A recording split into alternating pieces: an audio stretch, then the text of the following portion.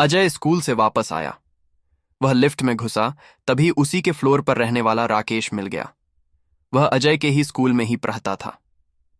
अजय ने पूछा, क्या हुआ, आज स्कूल नहीं गया? यह सुनकर राकेश बोला, मेरे पापा आज मुझे घुमाने ले गए थे और जानता है उन्होंने मुझे क्या दिया। यह कहकर उसने जेब से आईफोन निकाल कर दिखाया।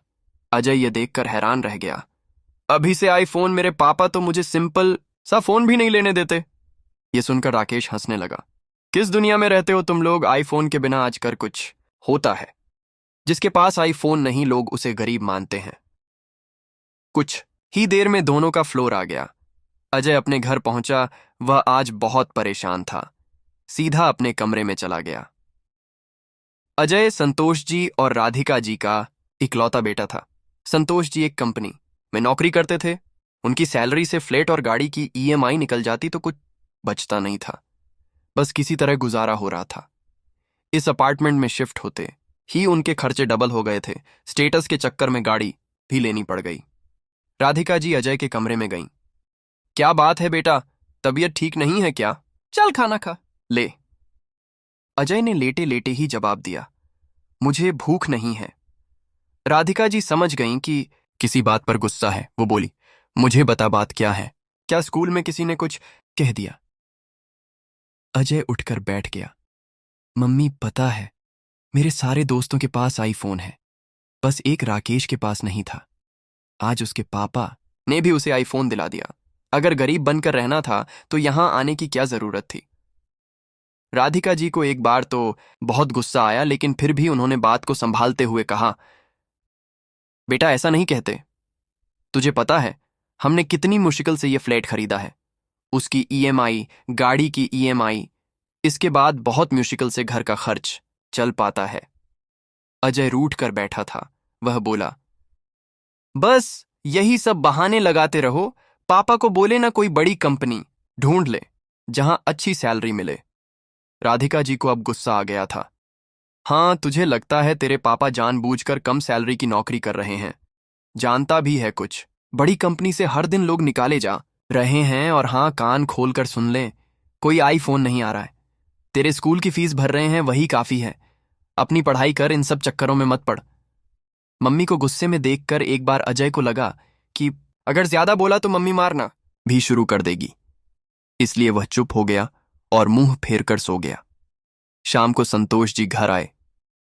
अजय, ये मैं क्या सुन रहा हूं? आज तुम फिर से आईफोन की जिद पकड़कर बैठ गए। मैं तुम्हें आईफोन नहीं दिलवा सकता। हाँ, जब तुम स्कूल खत्म कर लोगे तो एक सस्ता सा फोन तुम्हें मिल जाएगा। इससे ज्यादा की उम्मीद मुझसे मत करना। पापा, आपको पता है जिस सोसाइटी में आप हमें ले आए हो, वहां और मेरे स्कूल में सबके पास आईफोन है। सब मुझसे अच्छे कपड़े पहनते हैं, सबके पास बाइक है। हमें यहां आना ही नहीं चाहिए था। संतोष ने अजय को अच्छे से डांट कर समझा दिया। तब से अजय उनसे कम ही बात करता था। एक दिन संतोष जी सुबह सोकर उठे तो उन्होंने देखा अजय घर पर नहीं है। संतोष जी उसे ढूंढने गए, लेकिन वह कहीं नहीं मिला। वे घर आए तो राधिका जी बैठी रो रही थीं। उन्होंने एक खत संतोष जी को पकड़ा दिया। उसमें लिखा था, पापा, मैं घर छोड़कर जा रहा हूं। मैं अब कुछ बनकर ही वापस लौटूंगा। एक एक चीज के लिए मन मारकर मैं नहीं रह सकता। संतोष जी सिर पकड़कर पलंग पर बैठ गए। इधर अजय ट्रेन पकड़कर सीधा मुंबई पहुंच गया। उसे यकीन था कि एक दिन वह बड़ा आदमी बन जाएगा।